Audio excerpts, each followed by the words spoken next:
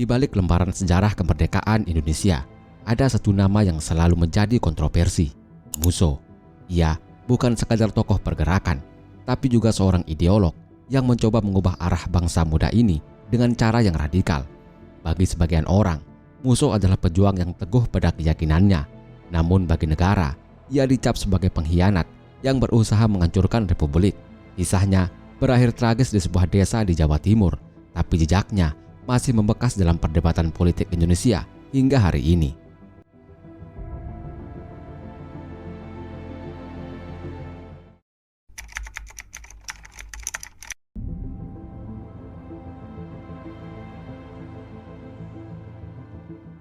Musso lahir pada tahun 1897 di Kediri, Jawa Timur, dari keluarga sederhana Jawa yang hidup dalam tekanan kolonial Belanda. Sejak kecil, ia dikenal cerdas dan rajin belajar, sehingga berhasil masuk ke sekolah guru, sebuah pendidikan yang cukup bergengsi bagi anak pribumi kala itu. Profesi guru menjadi jalan awalnya untuk memahami ketidakadilan sosial yang menjerat rakyat jelata. Di ruang-ruang kelas dan pergaulan para pemuda, Musso mulai menyerap gagasan perlawanan terhadap kolonialisme. Ia terpengaruh oleh arus besar kebangkitan nasional, terutama setelah berdirinya Budi Utomo dan Sarekat Islam. Namun, berbeda dengan banyak tokoh pergerakan lain yang menempuh jalur moderat atau diplomasi, Musso justru tertarik pada gagasan radikal yang menjanjikan perubahan cepat, komunisme. Tahun-tahun mudanya diwarnai pergaulan dengan para aktivis pergerakan, termasuk dengan Semaun, salah satu pendiri Partai Komunis Indonesia. Dari sinilah Musso mengenal lebih dalam ajaran Marx dan Lenin yang berbicara tentang perjuangan kelas dan revolusi rakyat. Dalam pandangannya, hanya revolusi total yang bisa menghancurkan sistem kolonial yang menindas. Meski berangkat dari latar guru, jiwa Musso perlahan berubah menjadi militan. Ia bukan lagi sekedar pendidik, tapi calon pemimpin gerakan yang yakin bahwa jalan bersenjata adalah satu-satunya cara membebaskan Indonesia. Benih-benih keyakinan inilah yang nantinya akan mengantarkannya ke panggung sejarah dan menuju salah satu bab paling berdarah dalam perjalanan Republik Indonesia.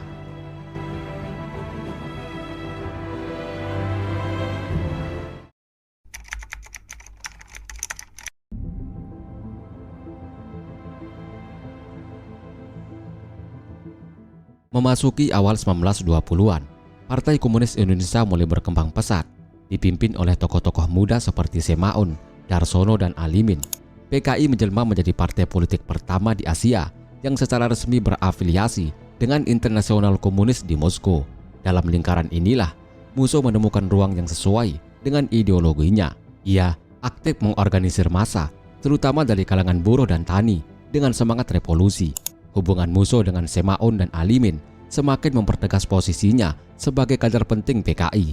Ide-ide komunisme yang dibawanya terasa berbeda dibandingkan pergerakan nasionalis yang lebih moderat.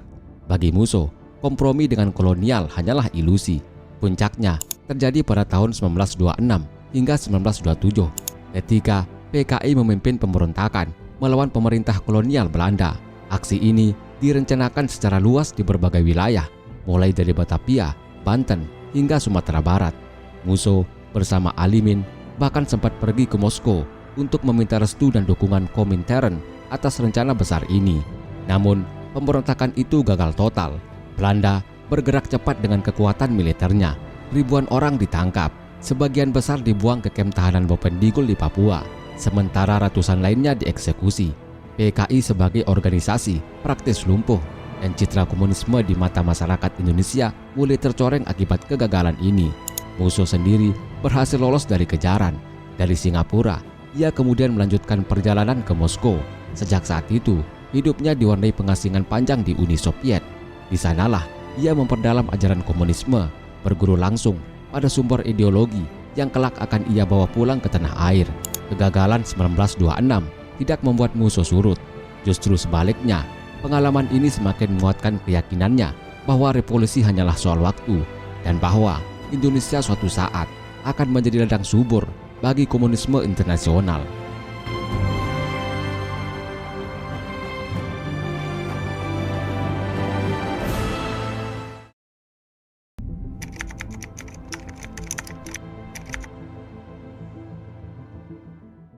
Setelah kegagalan pemberontakan PKI 1926-1927, Musso menetap di Uni Soviet. Di negeri itu, ia menemukan tempat yang tidak hanya aman dari kejaran Belanda, tetapi juga menjadi pusat dari ideologi yang ia yakini, komunisme internasional.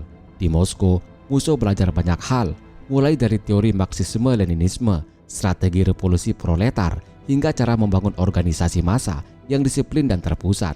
Ia mengikuti pendidikan politik yang diselenggarakan oleh Komintern, lembaga internasional yang bertugas menyebarkan pengaruh Uni Soviet ke seluruh dunia. Di sana, Musso bergabung dengan para revolusioner dari Asia, Afrika, hingga Amerika Latin. Ia menyaksikan bagaimana komunisme dijadikan senjata ideologis dalam menghadapi imperialisme Barat.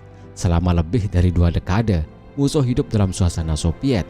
Ia mengalami langsung masa kepemimpinan Joseph Stalin yang keras namun berhasil mengubah Uni Soviet menjadi kekuatan besar dunia.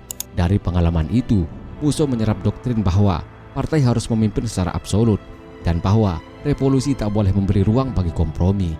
Ketika Indonesia memproklamasikan kemerdekaannya pada 17 Agustus 1945, Musso masih berada di luar negeri. Namun kabar itu mengguncang dirinya. Indonesia yang ia tinggalkan kini berdiri sebagai negara merdeka, meski masih rapuh dan penuh konflik. Bagi Musso, momen itu adalah kesempatan emas. Republik muda ini bisa diarahkan menuju jalan komunis, sebagaimana Rusia yang berubah menjadi Uni Soviet. Pada tahun 1948, Musso akhirnya kembali ke Indonesia setelah 22 tahun di pengasingan.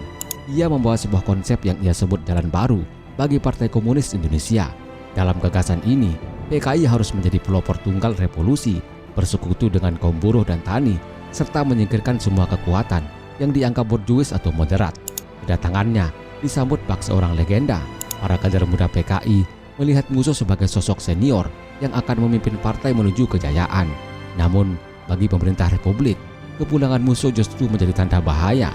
Sebab di tengah revolusi mempertahankan kemerdekaan melawan Belanda, muncul pula ancaman dari dalam negeri, ideologi komunis yang siap merebut kekuasaan.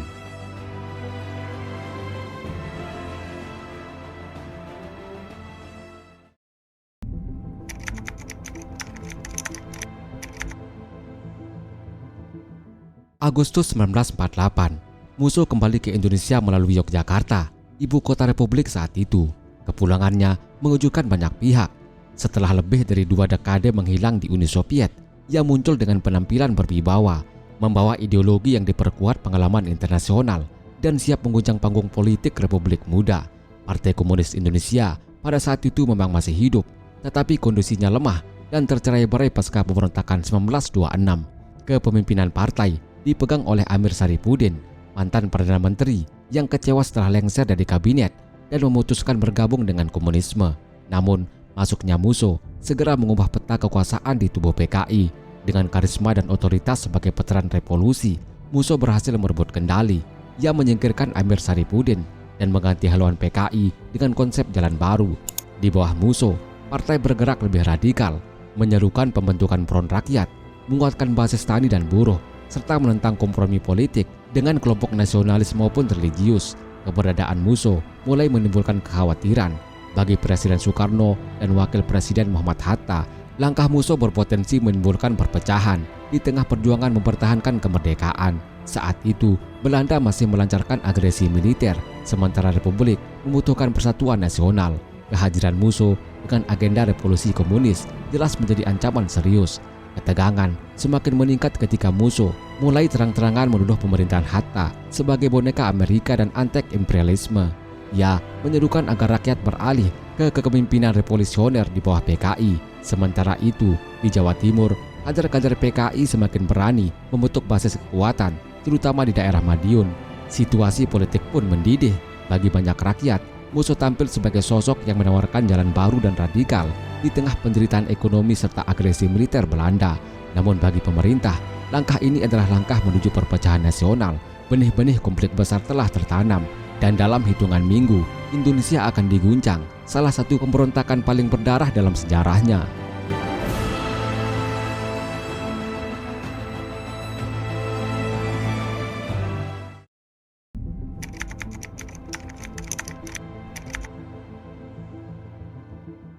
Tanggal 18 September 1948, situasi di Jawa Timur pecah.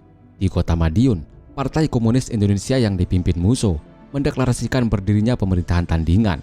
Mereka menamai diri sebagai Front Nasional dan mengumumkan bahwa Republik Indonesia di bawah Soekarno-Hatta hanyalah alat imperialis Amerika dan Inggris. Dalam deklarasi itu, Musso menyatakan Madiun sebagai basis revolusi. Ia berjanji membangun Republik Soviet Indonesia, sebuah negara berideologi komunis yang dipimpin oleh buruh dan tani, tentara dan polisi yang setia pada PKI, segera mengambil alih kantor-kantor pemerintahan, stasiun radio, hingga gudang senjata di daerah tersebut. Namun, langkah itu langsung dijawab keras oleh pemerintah pusat. Presiden Soekarno menegaskan bahwa tindakan PKI adalah pengkhianatan terhadap Republik. Dalam pidatonya yang terkenal, Soekarno berkata, "Pilih Musso atau pilih Soekarno-Hatta." Pernyataan ini menjadi garis pemisah tegas. Rakyat harus memilih antara revolusi komunis atau mempertahankan Republik yang baru 3 tahun berdiri. Konflik segera meluas. Di Madiun dan sekitarnya terjadi pemberontakan bersenjata antara pasukan PKI melawan Tentara Nasional Indonesia. Di beberapa desa, massa komunis melakukan aksi kekerasan terhadap lawan-lawan politik mereka, mulai dari tokoh nasionalis hingga ulama. Peristiwa ini menimbulkan trauma mendalam karena banyak korban sipil yang tewas akibat eksekusi sepihak. Pemerintah bergerak cepat. TNI di bawah komando Kolonel A.H. Nasution dan Kolonel Gatot Subroto melancarkan operasi militer. Dalam hitungan hari, pasukan PKI di Madiun berhasil dipukul mundur. Dukungan rakyat pun lebih banyak berpihak pada Republik karena masyarakat takut Indonesia yang baru merdeka akan hancur oleh perang saudara. Musso sendiri tidak tinggal diam. Ia berusaha mempertahankan pengaruhnya dengan bergerilya, berpindah dari satu tempat ke tempat lain. Namun semakin hari, ruang geraknya semakin sempit. Republik telah mengerahkan seluruh kekuatannya untuk menghancurkan pemberontakan ini. Dan pada akhirnya, nasib tragis menanti sang pemimpin komunis tersebut.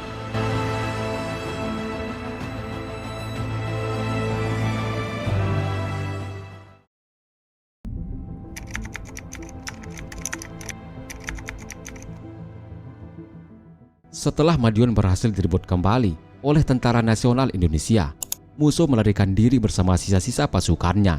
Ia bergerilya di pedalaman Jawa Timur, berpindah dari satu desa ke desa lain, berusaha menghindari kejaran aparat Republik. Namun, dukungan rakyat terhadap PKI mulai menghilang. Banyak desa yang justru melaporkan keberadaan Musso kepada pihak militer. Operasi pengejaran dilakukan secara besar-besaran.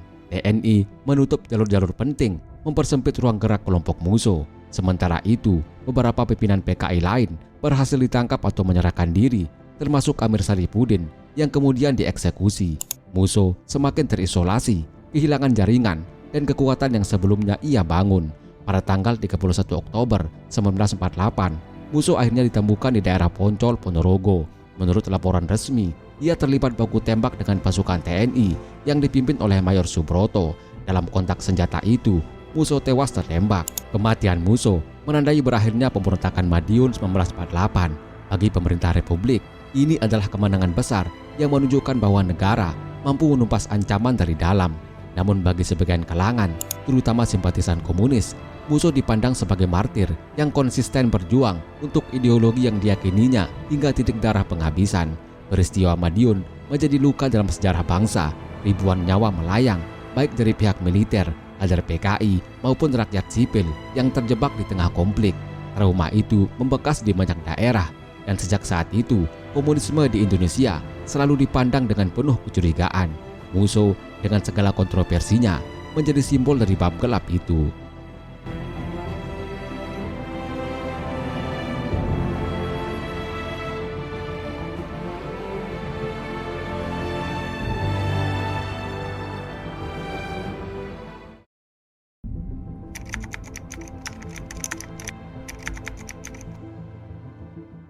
Nama Musso terus hidup dalam ingatan sejarah Indonesia, meski kehidupannya berakhir lebih dari 7 dekade lalu. Bagi pemerintah Republik, ia dicatat sebagai pengkhianat bangsa, tokoh yang berusaha menghancurkan persatuan nasional di tengah perjuangan mempertahankan kemerdekaan. Buku-buku pelajaran sejarah selama Orde Lama hingga Orde Baru selalu menempatkan Musso dan pemberontakan Madiun sebagai peringatan akan bahaya komunisme. Namun, di sisi lain, bagi sebagian kecil kalangan kiri, Musso dianggap sebagai seorang idealis yang konsisten. Ia tidak pernah berkompromi dengan kapitalisme maupun imperialisme. Hidupnya dihabiskan untuk memperjuangkan gagasan bahwa Indonesia seharusnya berpihak pada buruh dan tani, bukan pada elit yang mereka anggap hanya melanggengkan ketidakadilan. Kontroversi tentang musuh juga tak lepas dari konteks zamannya. Indonesia baru saja merdeka, masih rapuh, penuh intrik politik, dan berada di tengah pusaran perang dingin. Kehadiran musuh dengan gagasan komunisme radikal membuat Republik harus memilih jalan, tetap berdiri di tengah dengan nasionalisme yang menyatukan atau tergelincir dalam polarisasi ideologi global. Hari ini, nama musuh masih menjadi perdebatan. Sebagian mengingatnya dengan kebencian, sebagian lain dengan simpati. Namun yang pasti, kisahnya adalah pengingat bahwa sejarah Indonesia tidak hanya dibangun oleh pahlawan yang dielu-elukan, tetapi juga oleh tokoh-tokoh kontroversial yang jejaknya tak bisa dihapus dari perjalanan bangsa.